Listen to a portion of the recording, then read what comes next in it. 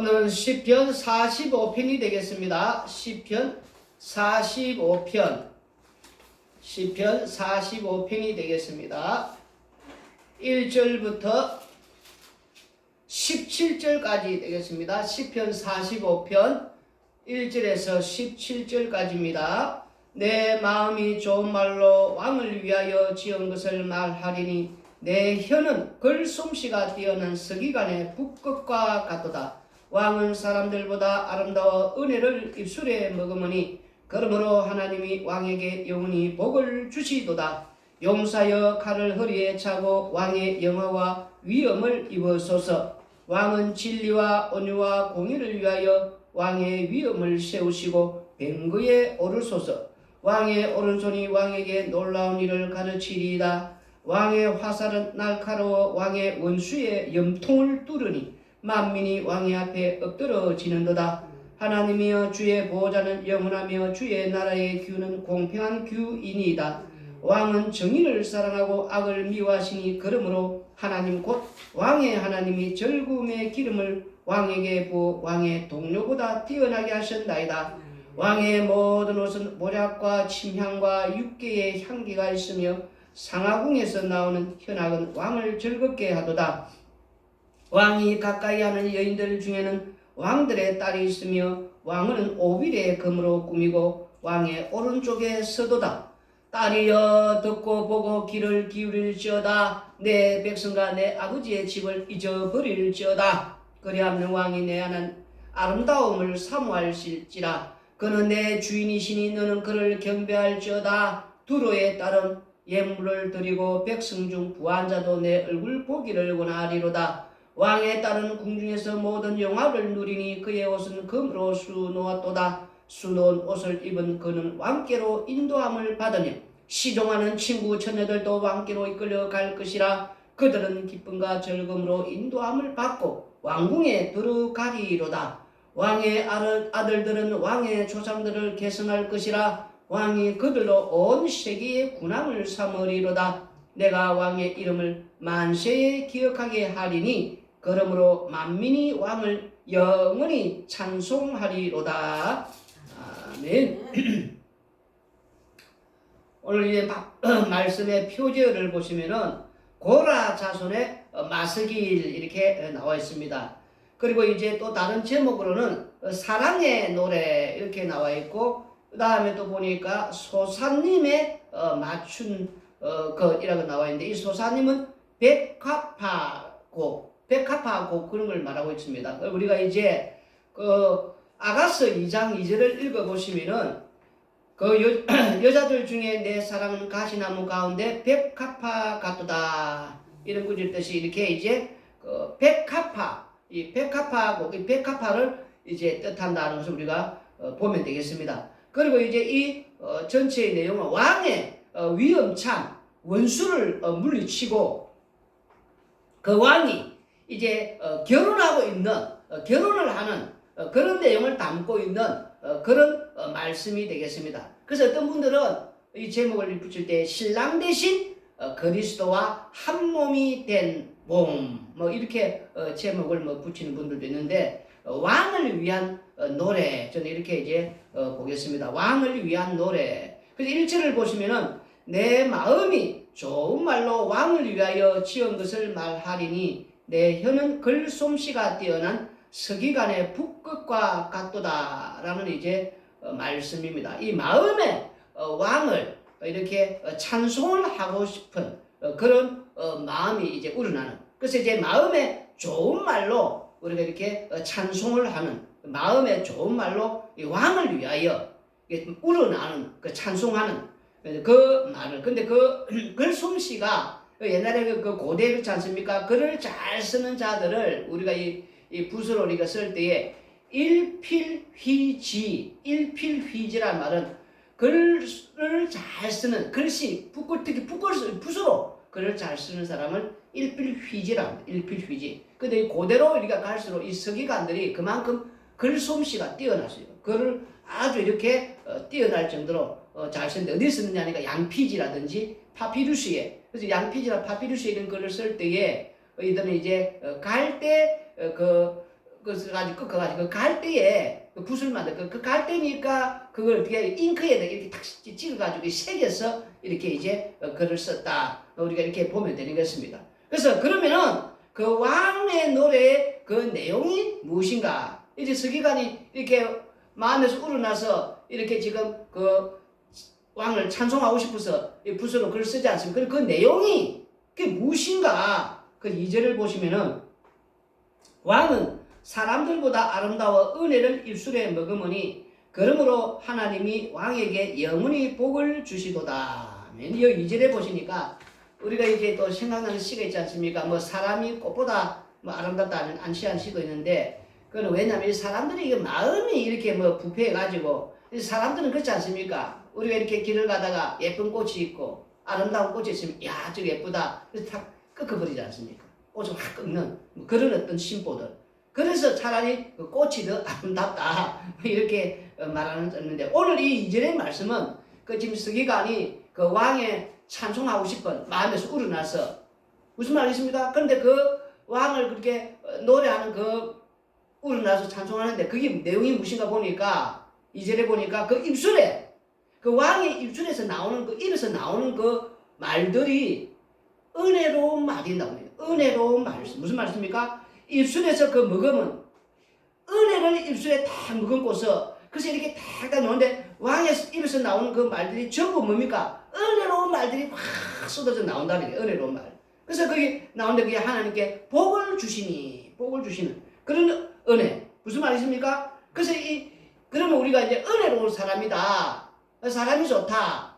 그 우리가 평가할 때에 그 어떻게 평가할 수 있냐면은 그 사람의 그 입에서 어떤 말이 나오느냐.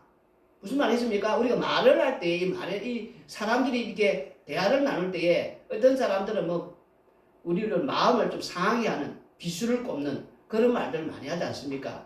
그걸 말하는 게 아니고 은혜로운 사람은 입만 열면은 입술에서 이렇게 말을 닦는데 그 사람의 입술은 꼭 은혜를 머금은 입술처럼 은혜로운 말들이 나온다는 거예요. 은혜로운 말. 그 입에서 나오는 말들이 은혜로운 말이 나오고 아름다운 이런 말들이 나오고 그 사람은 은혜를 머금은 은혜로운 사람. 그래서 그 사람은 외모가 별로 우리가 볼 때에 뭐 아름답지 못한다 할지라도 또 저러면 지체에 어떤 장애가 있는 어떤 그런 모습이라 할지라도 입에서 나오는 그 말들이 은혜를 머금고 나온다면 그 사람이 아름답다는 거예요. 그런 사람들이 참 하나님 앞에 복받은 사람이다. 지금 그걸 지금 말씀을 하고 있단 말입니다. 무슨 말 했습니까? 그럼 우리가 우리 입에서 어떤 말들을 지금 내가 쏟아내고 있는지 나는 어떤 사람인지 나 자신을 보면 알지 않습니까? 입만 열면은 뭐 불평불만만 나오는 남한테 안 좋은 소리 하는 이런 어떤 듣기 싫어하는 그런 비수를 꼽는 그런 말들 하는지 아니면 입만 열다면 그 사람 입에서는 나는 막 이렇게 좋은 말 해주고 싶은 이런 때 이 은혜로운 말을 이 하나님의 이런 복스러운 말들을 하는 사람인지 우리가 이제 보면서 그 사람이 은혜로운 말하는 그 사람이 나 자신의 외모가 뭐 장애가 중요하지 않다네. 그 사람이 하나님께 복을 받은 사람이다. 지금 그렇게 이제 말씀을 하고 있다는 거예요. 그럼 여기서는 누구냐? 기름 부은 자 우리가 다윗도 생각할 수 있지만은 뭐 은혜를 입술로 솔로몬 왕이 보면은 그 결혼을 하지 않습니까? 이 본문의 말씀은 전체적으로 왕의 결혼식이니까 왕이 은혜로운 말씀을 이렇게 던져서 그 은혜로운 말씀을 듣고 받아들이고 그대로 앉은 심판이겠지만 받아들이고 그리고 그 사람과 함께 나중에 결혼하는 그 예수 그리스도 예수님을 지금 증거하는 거 아닙니까? 예수님. 그러니까 이제 솔로몬 왕이나 이 뭐 기름 부은 다윗 왕이나 다 예수 그리스도를 증거하는 왜 우리 예수님께서는 그 입에서 은혜로운 그 말씀을 머금고서는 이 은혜로운 말을 이렇게 착착 쏟아내지 않습니까? 그 이제 마태복음 우리가 20장 28절을 읽어보시면은 인자가 온 것은 섬김을 받으려 함이 아니라 도리어 섬기려 하고 자기 목숨을 많은 사람의 대속물로 주려 함이니라. 이 말씀을 우리가 읽어보시면은 우리 예수님께서는 하나님이시지 않습니까? 그러니까 영광의 본체 만왕의 왕이시고 만주의 주시 되신 분. 근데 그 피조물에게 섬김을 받음이 마땅하고 존귀와 영광을 받아야 함이 마땅함에도 불구하고 오히려 그 피조물에게 이렇게 낳고 낳은 이 천한 몸을 입고 있어서 오히려 이렇게 섬기려 하는 무슨 말이에요? 섬기려 하고 그리고 더 나아가서는 자신을 대속물로 주시는 이 하루 인자는 왔다. 그 입에서 이런 은혜로운 말, 이 은혜의 말을 이렇게 쏟아내지 않습니까? 그래서 우리 예수님께서 지금 이제 이 왕의 그런 어떤 모습을, 왕은 어떤 모습이 하느냐, 진짜 왕은 그 모습을 이제 보여주는. 그래서 우리가 마가복음 2장 10절 읽어보시면은 우리 예수님께서 들으시고 그들에게 이르실 때 건강한 자에게는 의사가 쓸데없고 병든 자에게 쓸데있느니라. 나는 의인을 부르러 온 것이 아니요 죄인을 부르러 왔노라 하시니라. 이렇게 우리 예수님께서는 이 입만 열면은 입술에서 은혜를 머금고 은혜로운 말을 이렇게 쫙 한다는 거예요. 은혜로. 이 은혜로. 무슨 말이겠습니까?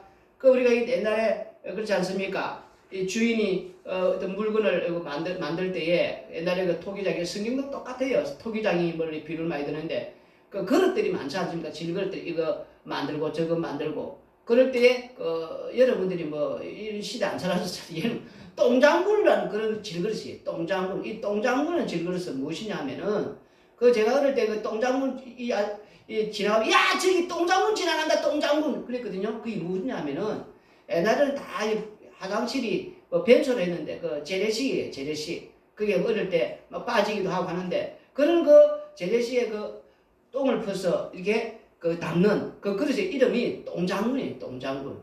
무슨 말이지? 그러면 똥장군이 나는 왜 똥장군을 만들었어요? 좋은 그릇 안 만들고.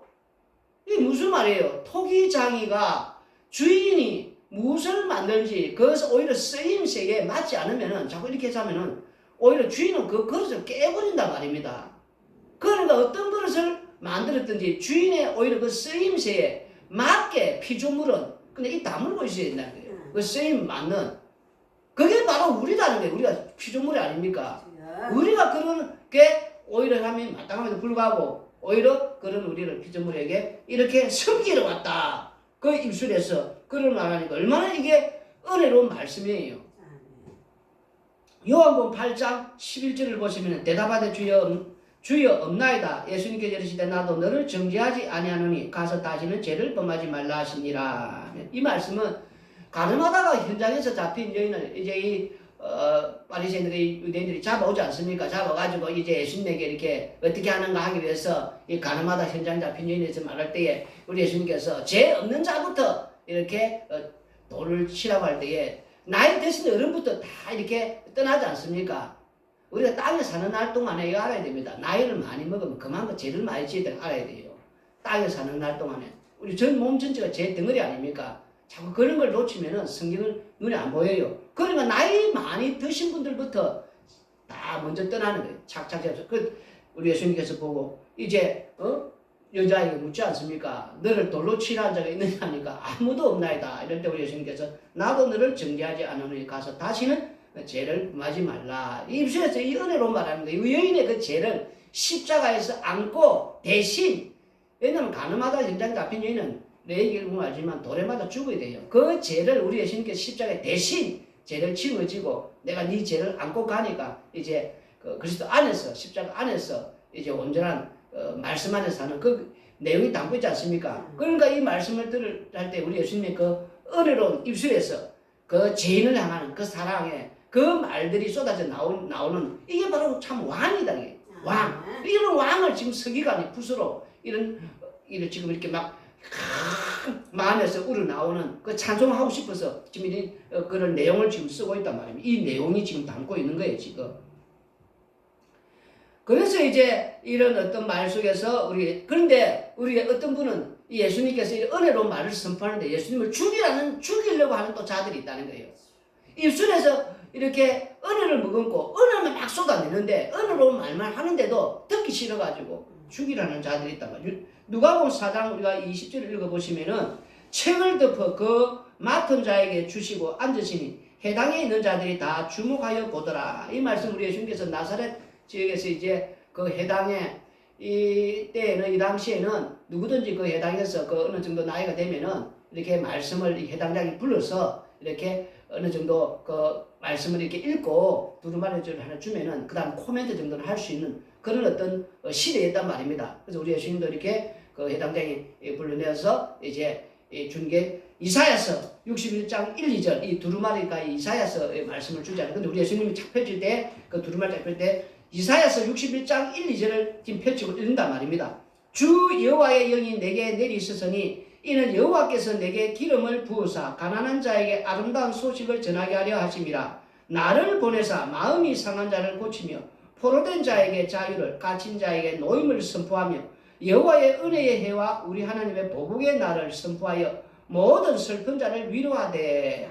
이 말씀을 이렇게 읽으시고 이 말씀에 대해서 이제 설명을 하는 겁니다. 설명. 무슨 말이겠습니까? 이 말씀 설명하는 게 21절 누가복음 4장 21절 22절 읽어보시면은 이에 예수님께서 그들에게 말씀하시는데 이 글이 방금 이 이사야서 61장 1절 2절 이 말씀 지금 설명하는 거예요. 설명을 딱 다 하고 나니까 그리고 오늘 너희 귀에 응하였다. 이제 이게 응해졌다. 설명을 나서 다 끝나서 이게 응해졌다. 이러니까 그들이 이제 설명을 들었단 말입니다. 지금 무슨 말씀을 설명 듣는 게 22절에 그들이 다 그를 정은하고 그 입으로 나오는 바 은혜로운 말을 놀랍게 여겨. 우리 예수님께서 이사야 61장 1절 2절 말씀을 잘 펼쳐서 읽고서는 설명을 잘 해주고 나니까 듣는 이런 어떤 나사렛 지에 있는 이런 사람들이 야, 이 은혜로운 이 놀라운 말씀을 그 입에서 나오는 우리 예수님께서 입에서 나오는 그 은혜로운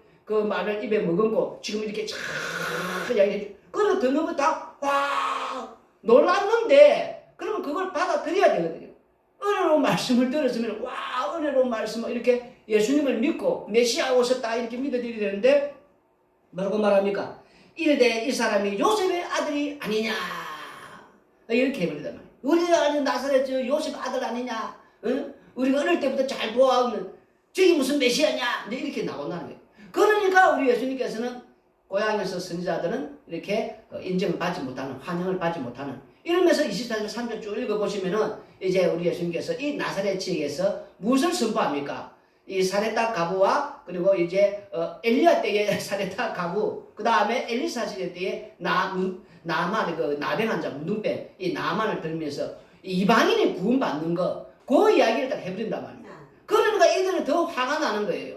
지금 이것도 놀라운 말이거든요. 왜냐하면 이방인 전체가 이제 구원받는 이것도 은혜로운 말이란 말입니다. 전체가 구원받는. 근데 그 말 속에 무엇이 숨어있냐니까 지난번에 레이기할 때도 설명했지만은도 이 나사렛에서 분명히 이사야서 61장 1절 2절을 우리 예수님께서 읽고 설명을 해주실 때에 이들이 들을 때 그 은혜로운 말들 분명히 듣지 않습니까? 지금 이 말씀이 읽어보면은 주 여호와의 영이 내게 내리셨으니 이는 여호와께서 내게 기름을 부어사 가난한 자에게 아름다운 소식을 전하게 하려 하심이라. 나를 보내사 마음이 상한 자를 고치며 포로된 자의 자유를 갇힌 자의 노임을 선포하며 여호와의 은혜의 해와 우리 하나님의 보복의 날을 선포하여 모든 슬픈 자를 위로하되. 이 전체의 말씀이 이 구원을 의미하는 이제 그걸 선포하면 은혜로 말이단 말이에요. 전체가 이 구원을 받는 예수님을 통해서 십자가를 통해서. 근데 이들이 예수님을 이렇게 배척하는. 왜냐하면 이방인이 이제 구원받는다는 자기들은 인정할 수 없는 거예요. 왜냐하면 자기들은 할례도 받았고 율법도 말씀대로 살고 그런데 그런 율법도 말씀하는 이방인이 이렇게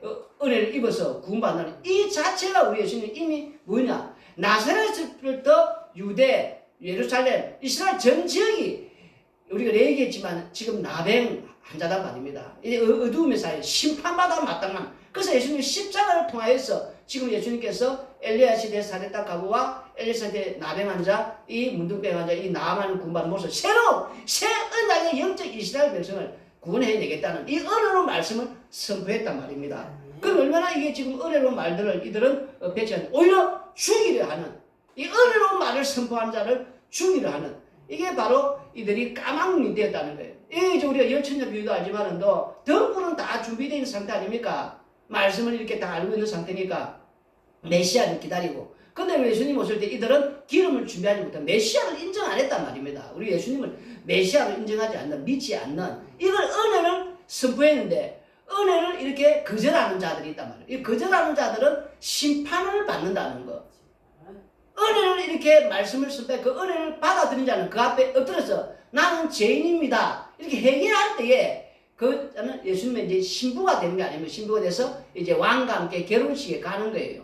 결혼식으로. 이 말씀의 내용이 지금 이렇게 담겨 있다는 것을 우리가 좀 잘 알고 보시면 됩니다. 그리고 이제 3절, 4절 보시면은 용사여 칼을 허리에 차고 왕의 영화와 위엄을 입으소서. 왕은 진리와 온유와 공의를 위하여 왕의 위엄을 세우시고 뱅그에 오르소서. 왕의 오른손이 왕에게 놀라운 일을 가르치리이다. 여기 보면 이제 3절 4절에 왕은 어떤 왕이냐 보니까 이제 보니까 온유와 이렇게 진리와 이 공의로 이렇게 이제 돼 있는 이 왕이 아니 왕은 다른 왕이 아니고 온유와 진리와 공의를 이렇게 있는 이 왕은 이걸 가지고 이제 전쟁을 한다는 거예요. 전쟁에 이렇게 나아가서 그리고 그 은혜라는 그 일이 무엇이냐니까 이 구원하는 일.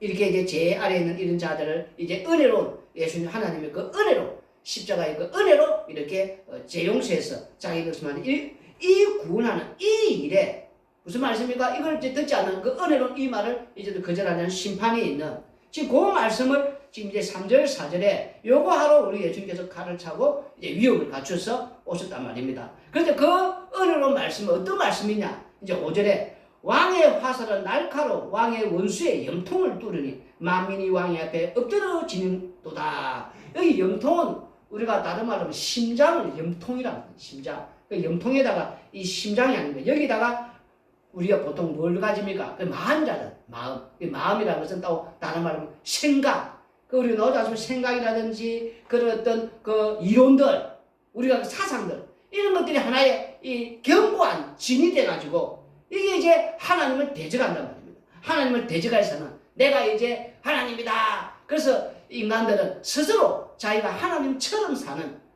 그런 자들. 그런데 오늘 이제 이 마음에 이런 심장에 이 염통에 복음의 화살 우리 하나님께서 우리 예수님께서 오셔서 주님의 이 말씀의 화살 이 주의 말씀으로 은혜로운 말씀으로 심장에 화살 이렇게 탁 쏘면은 왕의 화살은 날카로워. 이제 히브리서 4장 12절에 이 예리한 어떤 검보다도 날카로워서 이 심장에 팍 화살이 꽂히면 말씀의 화살이 복음의 화살이 확 꽂히면은 엎드러진단 말이에요. 엎드러지는 거. 엎드러져서 나의 죄가 드러나는 내가 어떤 자였는가 값없이 주는 이 은혜를 거절하지 말아야 되는데 불구하고 자기 스스로가 이미 마음에 생각하는 것이나 이론들이 다 일어나돼 가지고 막 오히려 돼가지고 그 은혜로운 말씀을 거절하는 그래서 은혜로운 이 말씀을 값없이 주는 이 은혜를 너 거절하지 말아야 되는데 불구하고 거부하고 거절하는 자 그들은 심판을 받고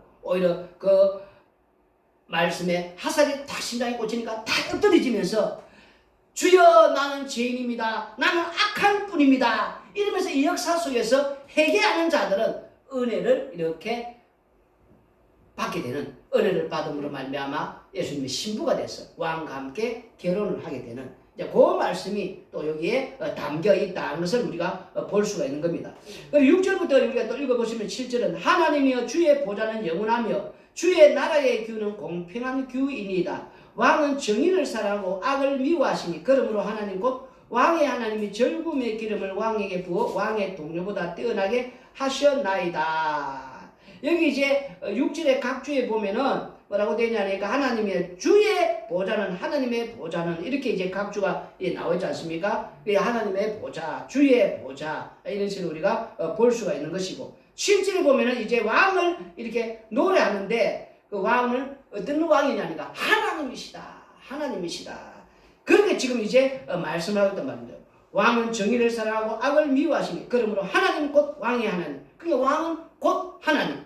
무슨 말씀입니까? 그 예수님이 왕이시다는 거. 왕이시다는 거. 지금 그 말씀을 하면서 그 왕은 젊은 기름을 붓는 하나님 장차 앞으로 나타날 그 왕은 이런 왕이다. 회개하지 않는 자들은 심판을 안 하고 영원히 심판을 해버릴 것이다. 이제 그런 어떤 말씀을 7절에서 말씀을 하고 있단 말입니다. 그러면 이 시편 45편 6절에 7절을 또 인용하는 그 말씀이 있단 말입니다. 시편 오늘 우리가 읽은 이 45편 6절 7절은 히브리서 1장 1절에서 3절 6절에서 9절에 보면은 요 시편 45편 이제 6절 7절 말씀을 히브리서 1장 8절에 9절에서 히브리서 기자가 이 시편을 45편을 인용하는데 아들에 관하여는 하나님이여 주의 보좌는 영영하며 주의 나라의 규는 공평한 규이니이다. 주께서 을을 사랑하시고 불법을 미워하셨으니 그러므로 하나님 곧 주의 하나님이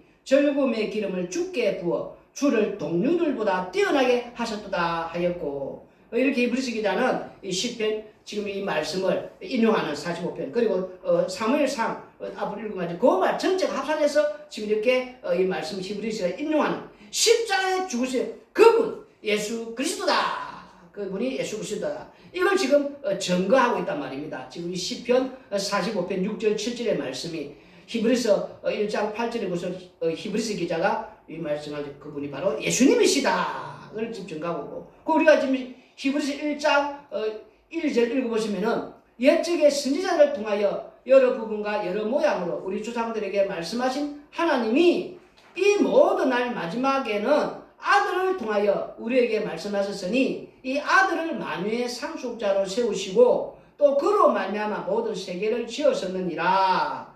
이 지금 은혜로운 이 왕은 우리가 말씀 보면 이 심판하시는, 은혜를 이렇게 거부하는 자를 심판하지 않습니까? 그리고 그 은혜를 받아들인 자와 결혼하는 거, 이 그분 또 누구냐니까 지금 예수님이시고 그리스도를 증거하는 말씀인데, 그 그리스도 그 예수님이 누구냐니까 마지막 날 여기 보면은 마지막에 모든 날 마지막은 이 지금 여기 말씀은 십자가에 죽으시는 날. 무슨 말씀입니까? 십자가에 죽는 바로 그 아들, 십자가에 죽으시는 그 아들을 통하여, 그 예수님을 통하여 우리에게 말씀하셨고, 그리고 이 세상은 그 아들, 그 예수님을 뭐 되어 있습니까? 만유의 상속자로 세우시고, 그리고 그 예수님이 말미암아 모든 세계를 짓다는 것은 이 세상은 누구를 위하여 지었었느냐? 아들을 위하여 지었다는 거. 예수님을 위하여서 이 세상이 지어졌다는 거. 그럼 이 세상의 모든 것들은 예수님을 위하여서 살아야 된단 말입니다. 이 세상 전체가, 이 피조물 온 세계 전체가 예수님을 위하여서 지어진 거니까,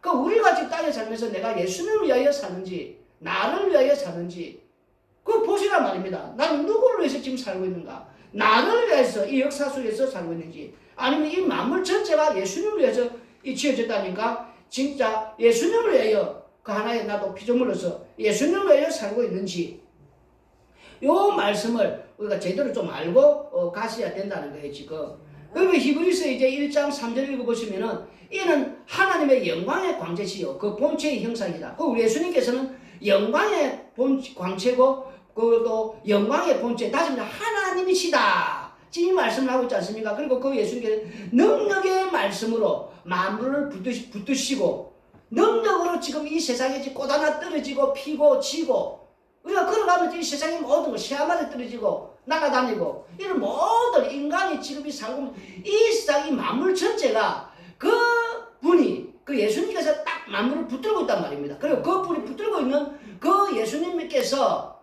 이 땅에 뭐 하나 진짜 길 가다가 보면 꽃잎이 떨어지는 그거 하나조차도 때가 됐으니까 떨어지는 이 모든 것을 하신다는 거. 지금 무슨 말이냐면 그 능력이 계시다는 거. 그리고 그분은 죄를 정결하게 하는, 죄 용서하는, 다시 말해서 땅에서 죽을 수밖에 없는 이런 모든 만물 중에서 특히 우리 인생들 심판받아 마땅하고 지옥과도 마땅하고 이런 죽을 수밖에 없는 이들 중에서 특히 하나님의 백성들을 죄를 용서해서 정결하게 해서 어떡합니까?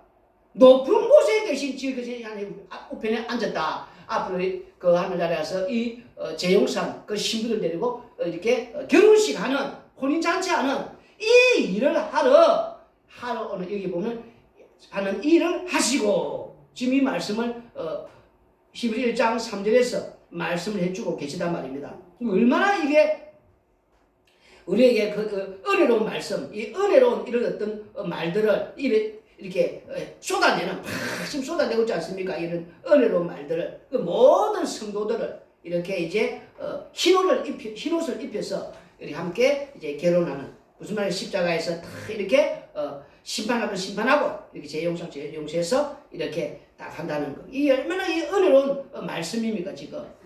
요 말씀을 지금 우리에게 해주셨고, 그리고 이제 6절에 보면은 또 그가 마다들을 이끌어 세상에 다시 들어오게 하실 때에 하나님 모든 천사들은 그에게 경배할지다 말씀하시며, 또 천사들에 관하여 그는 그의 천사들을 바람으로 그의 사역자들을 불꽃으로 삼으시느니라 하셨으되, 아들에 관하여는 하나님이여 주의 보좌는 영영하며 주의 나라의 규는 공평한 규이니이다. 주께서 을을 사랑하시고 불법을 미워하셨으니 그러므로 하나님 곧 주의 하나님이 즐거움의 기름을 주께 부어 주를 동료들보다 뛰어나게 하셨도다 하였고, 이게 이제 시편 45편 6절 7절의 말씀을 이렇게 히브리식에다가 인용하면서 이제 왕에 대해서 어떤 왕인지 지금 설명해 주고 있다는 것입니다. 8절 시편 45편 8절에서 11절까지 읽어보시면은 왕의 모든 옷은 모략과 침향과 육개의 향기가 있으며 상하궁에서 나오는 현악은 왕을 즐겁게 하도다. 왕이 가까이 하는 여인들 중에는 왕들의 딸이 있으며 왕후는 오빌의 금으로 꾸미고 왕의 오른쪽에 서도다. 딸이여 듣고 보고 귀를 기울일지어다. 내 백성과 내 아버지 집을 잊어버릴지어다. 그리하면 왕이 내 아름다움을 사모하실지라. 그는 내 주인이시니 너는 그를 경배할지어다. 여기 이제 11절까지 말씀을 보니까 이 상하에 대해서는, 이 상하는 그 당시에 가장 좋은 것이고 값비싼 거예요. 그 가장 값비싼 것으로 왕궁을 이렇게 이제 꾸미 놓았다는 거. 그리고 그 왕의 또 옷은 모략과 치마가 육개의 그런 향기가 날 정도로, 무슨 말이죠? 이는 아주 위험찬 그런 왕을 말하면서 9절에는 이제 그 왕과 결혼하면 뭐가 됩니까? 왕비가 되지 않습니까? 왕후가 되는 그 이제 신분이 한마디로 이렇게 높아진다는 거예요. 이 신분, 낮은 신분에서 신분에 이렇게 고대는 그렇다는 거예요. 누구와 결혼에 따라서 그 여자는 신분의 높낮이가 달라진다는 거. 지금 그 말씀을 구절에서는 하고 있다는 거. 그러니까 만왕의 왕과 결혼하는 것이니까, 만왕의 왕이신 이 만주의 주 대신 결혼하니까 신분이 어마어마하게 지금 이렇게 달라지면서 올라간다는 거. 그 말씀을 지금 이제 하고 계시다는 거예요, 지금. 그러면서 10절에는 또 왕후의 어떤 그 말을 다른 말로 딸이여 그 딸이 그 왕이 너의 주인인 그 주인한테는 그 주인, 우리가 사실 고대는 주인한테 엎드려 경배하는 것이 마땅하다는 거예요. 경배하는 것이 마땅하다. 그러면 그 주인과 이렇게 지금 결혼하는 거 아닙니까? 지금 내가 오히려 경배하고 마땅한데도 불구하고 그 11절에 만왕의 왕이요 만주의 주 천지를 창조하신 그 하나님, 우리는 땅에서 죄인들 아닙니까? 죄인들. 첫째 아담의 이 선악과를 먹은 이 첫째 아담의 죄인 모두가 다 죄인들, 죽을 마땅한 이런 죄인을 우리 예수님께서 이 땅에 오셔서 많은 사람 대속물로, 특히 자기 백성들 위해서 죄 용서해 주셔서 죄를 정결하게 해서 이렇게 해서 이 죄인을 어떻게, 너는 나의 신부다. 지금 그렇게 해주는 거 아닙니까? 지금 그 얼마나 신분이 높아졌어요. 이 신분이 갑자기 왕후가 되는, 그래서 이런 영광의 찬송을 이렇게 받으시는, 이렇게 만들어 주시는 이 엄청난 은혜의 말씀을 지금 이렇게 쏟아내고 있단 말입니다. 이건 지금 서기관이 지금 부수고 지금 막 썼는데 그 내용이 지금 이런 내용들을 이 왕의 어떤 그걸 지금 찬송하는지, 왕의 입에서 나오는 그 은혜로운 말씀을 지금 이렇게 쓰고 있지 않습니까? 그 우리가 이 왕의 신부를 이렇게 팍 이렇게 부름을 받았으니까 얼마나 지금 이제 그 은혜에 감사하고 살아야 되느냐. 그러니까 우리가 이 은혜를 입었으니까 어떻게 해야 합니까? 10절에 보니까 내 백성과 내 아버지 집을 잊어버릴지어다. 이거 다른 말로 하면은 친정 아닌가, 친정. 결혼을 하면 신부는 친정을 생각하면 안 된다는 거예요. 이 친정을 자꾸 그리워하고, 친정을 지금 이게 잊어야 되는데도 불구하고 친정집을 자꾸 이렇게 생각하고, 그런데 그 친정집 우리 예수님께서는 뭐라고 말했습니까? 네 아버지는 마귀다. 마귀가 무엇이냐면 이 세상 공중근세 잡은 자의 세상이다 말입니다. 이 세상에 우리는 땅에서 태어나지 않습니까? 이 땅에 태어나서 땅이 친정이다 말입니다. 이걸 이스라엘 백성들에게 유월절 어린 양의 피로 이렇게 구원할 때 이 애굽이, 이 세상이 친정이다 말입니다. 친정이 한 430년 이상 오래 살았으니까 친정을 잊을 수가 없는 거예요. 예수님께서 오셔서 유월절 어린 양 피로 자기 신부자다. 하나님 높은 그 영광의 본체, 그 영광의 광채를 이렇게 잠시 이렇게 벗고서 죄인의 몸이 되어서 이 세상에 오셔서 자기 신부 찾아서 이 세상에 내려오셔서 신부를 찾아서, 신부야 나 따라 가자. 이제 시한과 새 땅 영광의 이제 이 나라 이렇게 빼내서 가는데, 이 신부가 지금 이끌려가는 거 아닙니까? 이끌려가는, 자꾸 뒤돌아본다는 거예요. 이 친정집을, 이 애굽을, 이 세상을 지금 그런 걸 지금 못 사는데, 잊어라! 친정집을 잊어라! 세상 의지하지 마라! 이제 네 친정 바라보지 마라! 근데 불구하고 자꾸 본토 친척, 이 아비 집을 자꾸 이걸 지금 돌아보려 하고, 이 세상 자꾸 따라가려는 이 애국, 이걸 지금 말씀을 해주고 있단 말입니다. 무슨 말이겠습니까? 근데 우리는 이 친정집을 잊지 못하지요. 눈에 보이지 않는 영광의 나라는 본 적도 없고, 자꾸만 우리는 이 친정집을 이렇게 그리워서 광야에서도 그 조금만 뭐 하면은 힘 안 들면은 너무 고난이 찾아오고 고통이 찾아오면은 아이 친정집이 좋았는데 아이 그때가 좋았는데 이러면서 눈에 보이는 거 자꾸 이렇게 생각한다는 거예요. 그래서 돌아가고 싶은 그런 마음이 자꾸만 있다는 거예요 지금. 그래서 그러면 어떻게 되느냐? 이제 우리 다른 말 하면은 이제 자꾸만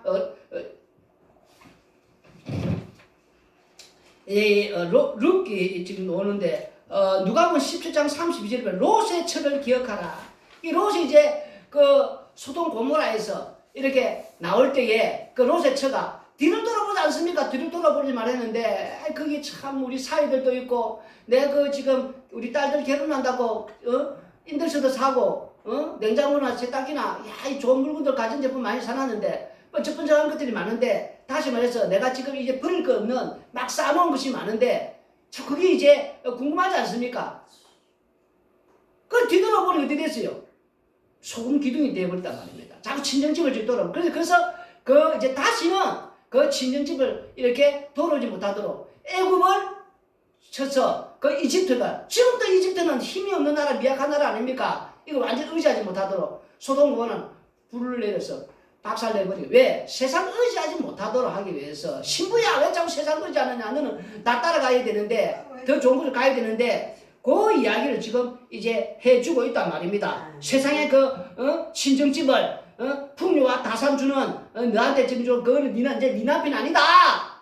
네가 이제 남편이 내가 지금 새 신랑 만났으면 내 따라가야 돼. 왜 자꾸만 그런 세상에 그런 애굽에 그런 이제 소돔 고모라에 그걸 자꾸만 네가 그 남편이다 생각하고 자꾸 그걸 또 돌아보느냐. 그게 에스겔서 29장 14절에 16절 읽어보시면은 애굽에 사로잡힌 자들을 돌이켜 바드로스의 땅 곧 그 고국 땅으로 돌아가게 할 것이라. 그들이 거기에서 미약한 나라가 되되 나라 가운데 지극히 미약한 나라가 되어 다시는 나라들 위에 스스로 높이지 못하리니 내가 그들을 감하여 다시는 나라들을 다스리지 못하게 할 것이니라. 그들이 다시는 이스라엘 족속의 의지가 되지 못할 것이요 이스라엘 족속은 돌이켜 그들을 바라보지 아니하므로 그 제약이 기억되지 아니하리니 내가 여호와인 줄을 그들이 알리라 하셨다라. 바로 이 에스겔서 29장 14절 16절 말씀대로 자꾸만 친정을 의지하고 이게 무슨 말이냐면은 우리가 옛날에 뭐 치면은 뭐 일본을 앞지를 생각한다면은 우리가 중국에 뭐 좀 보호를 받았지 않습니까? 그런데 중국이 힘이 없어가지고 일본한테 져가지고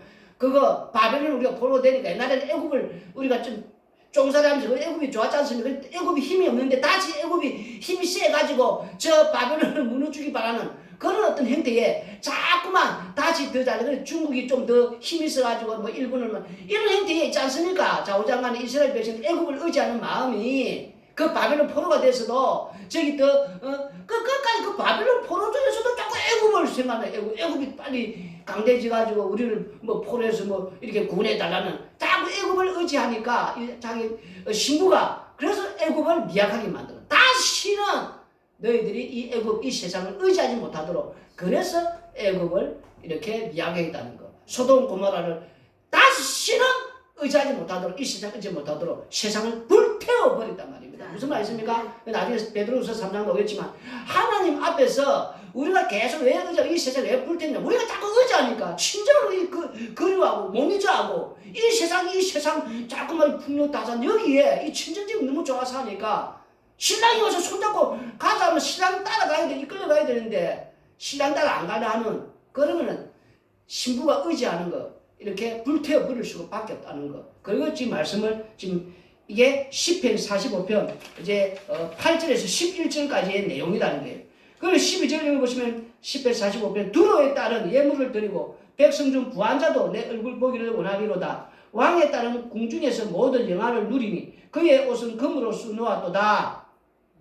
14절 수놓은 옷을 입은 그는 왕께로 인도함을 받으며 시종하는 친구 처녀들도 왕께로 이끌려 갈 것이라. 여기 지금 이제 말씀 속에서 우리가 역사 속에서는 우리가 지금 왕께 하는 가는 그 길이 이 광야의 길 아닙니까? 광야의 삶이라는 게 이제 고난이고 좁은 길이고 좁은 문이고 우리가 이제 이 땅에 사는 날 동안에 계속 지푸라기라도 이 땅이라는 것은 그래요. 인간이라는 것은 지푸라기도 있으면 그거 잡고 막 의지하려 하거든요. 인간이라는 것은 그것만도 무너뜨리게 하는 완전히 박살내서 의지하지 못하게끔 그렇게 하면서 이제 시편 4장 11, 14절에 이 신부한테 이 두로가 무역으로 부자가 된 나라거든요. 그러니까 이것을 이야기 끄집어 내주면서 수놓은 금옷, 이 금실로 옷을 이렇게 만들어 얼마나 그 옷이 번쩍번쩍하고. 근데 신부 입장에서는 본 적이 없잖아요.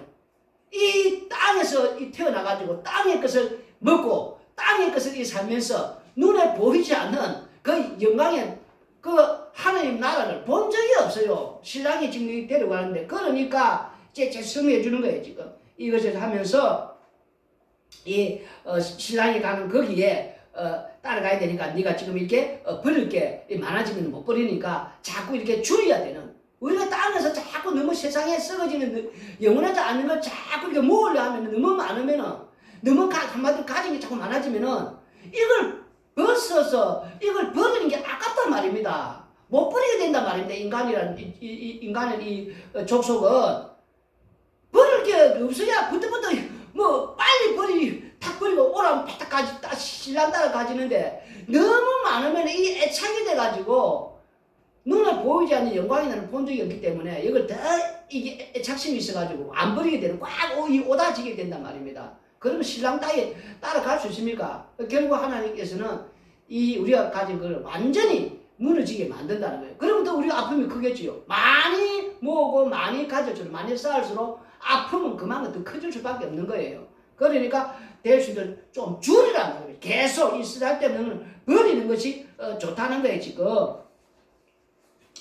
그러면서 이제 15절 보면은 그들은 기쁨과 즐거움으로 인도함을 이제 받고 왕궁에 들어가리로다. 왕의 아들들은 왕의 조상들을 계승할 것이라. 왕이 그들로 온 세계의 군왕을 삼으리로다. 내가 왕의 이름을 만세에 기가게 하리니 그러므로 만민이 왕을 영원히 찬송하리로다. 아멘. 이제 말씀을 이제 보시면은 이제 우리가 이 두로의 딸을, 이 두로를 좀 생각할 수 있는, 이 두로를 예수님께서 두로와 시돈 지방 갈 때, 가나안 지방 아니면 여기 갈 때에 이제 여인이 이제 귀신 들린 딸을 이제 고침을 맡겨 예수님에게 오서 좀 고쳐달라 할 때에 우리 예수님께서는 이런 이방인한테 이런 그 개라고 말하면서 줄 수 없는, 그럴 때 이 여인은 뭐랍니까? 아이 주님 그 개는 있는 그 개는 주님 던져주는 그 부스러기도 이렇게 먹는데 그 부스러기라도 좀 달라고. 그럴 때 우리 예수님께서 여자여 내 믿음이 크도다 이러면서 그 여인을 칭찬하면서 그 여인이 돌아갈 때 기쁨과 즐거움으로 이렇게 돌아가는 그 말씀을 해주는 그 두로. 그래서 그 여인이 만약에 부유하고 가진 게 많았다면은 우리 예수님에게 왔겠냐는 거예요. 무슨 말이겠습니까? 가진 게 적을수록 가진 게 다 떨어지고 없으니까 이제 남은 예수님밖에 없는 거예요. 이 세상 만신창에 대해서 빈손 들고 십자가를 붙잡는 그 상될 때 우리는 십자가 앞에 십자가를 붙잡는 인생이 되는 거예요. 이 십자가 앞에 아무나 오는 게 아니다 말입니다. 빈손 들고 십자가 오는 거지 뭐 많이 들고는 못 와요. 그러니까 여인이 예수님이 십자가를 붙잡을 때 그 여인이 이제 오늘 돌아갈 때 기쁨과 즐거움으로 돌아가듯이 우리가 예수님 앞에 올 때는 이렇게 많이 가지면 우리가 또 예수님 못 오니까 이렇게 버릴 게 없는 적을수록 예수님이 와서 거기서 이제 은혜를 입을 수가 있는, 그 마태복음 15장 21절 28절 읽어보시면은 예수님께서 거기서 나가서 두로와 시돈 지방으로 들어가시니 가난한 여자 하나가 그 지경에서 나와서 소리 질러 이르되 주 다윗의 자손이여 나를 불쌍히 여기소서 내 딸이 흉악하게 귀신 들렸나이다 하되 예수님은 한 말씀도 대답하지 아니하시니 제자들이 와서 청하여 말하되 그 여자가 우리 뒤에서 소리를 지르오니 그를 보내소서. 예수님께 대답하여 이르시되 나는 이스라엘 집에 잃어버린 양 외에는 다른 데로 보내심을 받지 아니하였노라 하시니 여자가 와서 예수님께 절하며 이르되 주여 저를 도우소서. 대답하되 이르시되 장의의 떡을 취하여 개들에게 던짐이 마땅하지 아니하니라. 여자가 이르되 주여 올소이다마는 개들도 제 주인의 상에서 떨어지는 부스러기를 먹나이다 하니 이에 예수님께서 대답하여 이르시되 여자여 내 믿음이 크도다 내 소원대로 되리라 하시니 그때부터 그의 딸이 나으니라. 이런 은혜를 잊게 된다는 것을 말씀을 해주고 있단 말입니다. 그래서 항상 우리가 예수님의 이렇게 찾는 분들은 항상 마음이 가난해야 돼요. 심령이 가난해야 돼요.